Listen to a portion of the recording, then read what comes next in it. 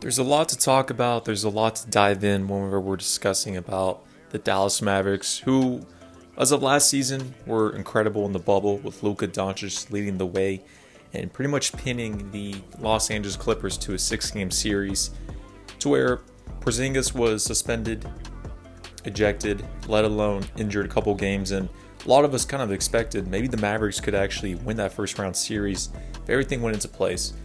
Now entering the offseason here, coming into the 2021 NBA season, people were expecting the Dallas Mavericks to be a top 3 through a top 6 seed in the Western Conference. Somewhere in that mix, preferably a 4th or 5th seed, kind of alongside with the Denver Nuggets. And of course, a lot of people threw Luka Doncic as number 1 to be the MVP favorites. If not that, then around top 3, alongside with Kevin Durant, LeBron James, Steph Curry, and etc., etc. So the Dallas Mavericks, as of right now, they are one of the bottom teams in the Western Conference. They've lost multiple close games and lost leads in the fourth quarter. And we're all looking at Rick Carlisle, Luka Doncic, and his team thinking, what's going wrong? What's going on? The Mavericks are sitting at an 8-13 record, 13 in the Western Conference as of right now. They do have their first round pick that they sent over to the New York Knicks, so that looks good for their direction. They're in high hopes as of right now. But back to the Dallas Mavericks, let's kind of cover what's been going wrong, the foundation of their team, and yada yada. So as number 1, and I did not like this trade, I was shocked. Whenever the Dallas Mavericks decided to ship off Seth Curry to the Philadelphia 76ers in return for Josh Richardson. Josh Richardson is on an expiring contract. Seth Curry has a 4-year, $32 million contract, so I expected Seth Curry, which this is his second stint on the Mavericks, to stay there in the long run. He played very well in the starting lineup with Luka Doncic, or a couple of times when he came off the bench. He is ideal player for this day and age of basketball. He can handle the rock, he can get guys going with assists, and he's lethal from three-pointer, off the dribble, let alone catch and shoot. And he played very well with Luka, so I was shocked. I didn't know the reason why they let him go. It looked like they wanted to get a little bigger with Josh Richardson, who's 6'5", but I never liked that trade. The Philadelphia 76ers got a steal off that. As you can tell, Seth Curry's now running the point alongside with Ben Simmons, those two as ball handlers, and the 76ers are number 1 in the Eastern Conference as of right now.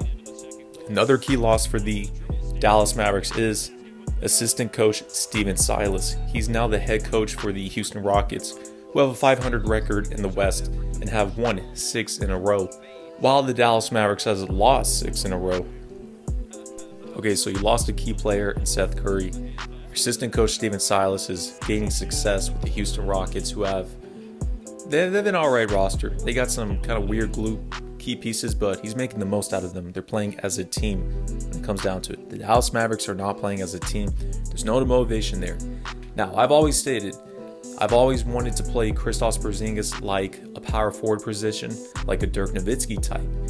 In this day and age, they like to run small, and they like to put Porzingis at the 5. I've always stated I don't like that. I'm a little more traditional when it comes to my picks, so I would actually run Porzingis at the 4, treat him like Dirk, and then at the 5, you need a defensive anchor. You need a 7-footer that is a veteran in this league. A couple guys you could have gone for, and you still could go for in the play. Number 1, I would want to go for DeAndre Jordan. DeAndre Jordan back into the 2018 NBA season when he played that first season with Luka. That team was dynamic, let alone they're a great defensive team whenever you had DeAndre at the 5. So I would bring back DeAndre Jordan. The Nets are actually putting him off the bench as of right now, and a lot of fans don't like DeAndre Jordan on the Nets.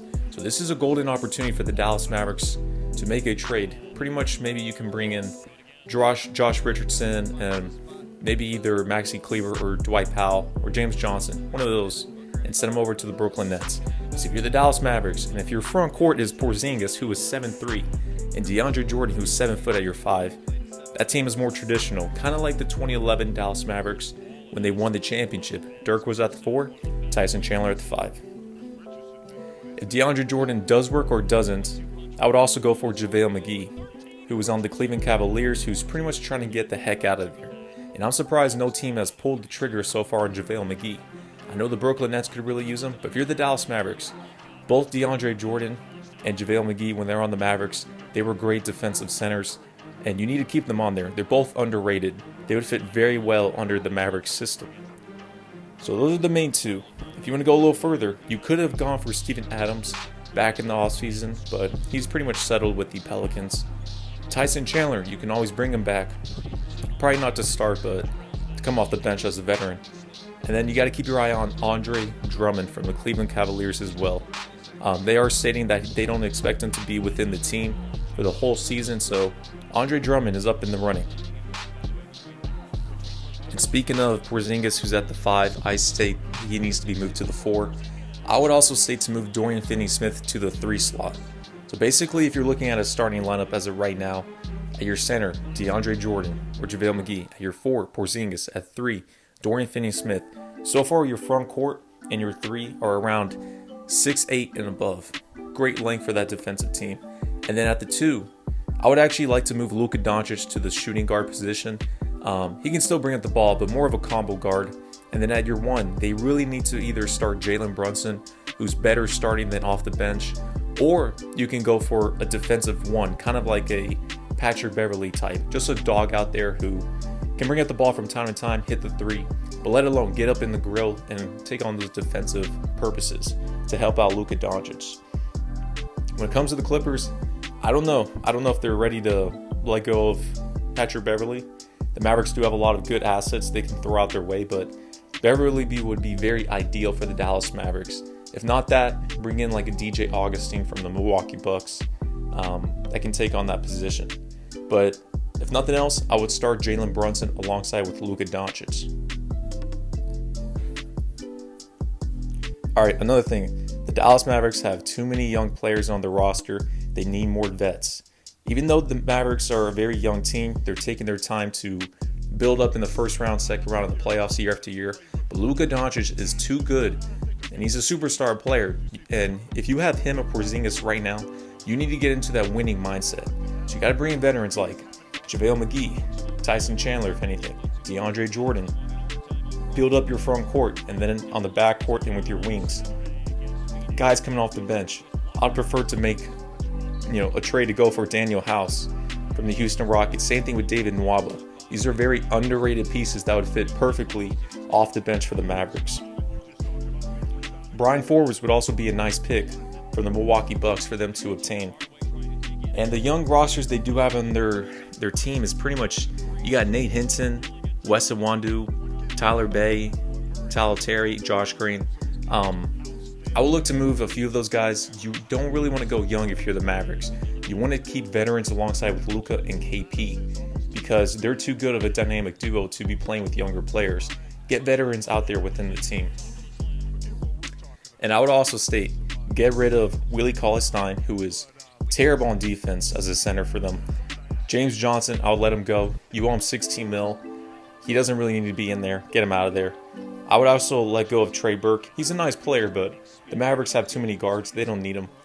And Josh Richardson, you need to make a trade to get him out of there. Preferably to go for that DeAndre Jordan trade. And then lastly, Rick Carlisle. I would still keep him on the roster. I would keep him on your team. He did win you a championship in 2011, but his rotations are very suspect. It's very inconsistent. Sometimes he doesn't like to go young. Sometimes he likes to go very small.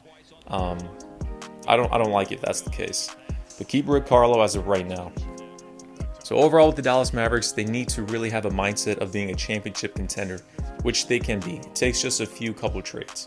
So if you're the Mavericks right now, I would actually so if I actually had to go with their roster as of right now, kind of the way I was thinking. So at your 1, Patrick Beverley. At the 2, Luka Doncic.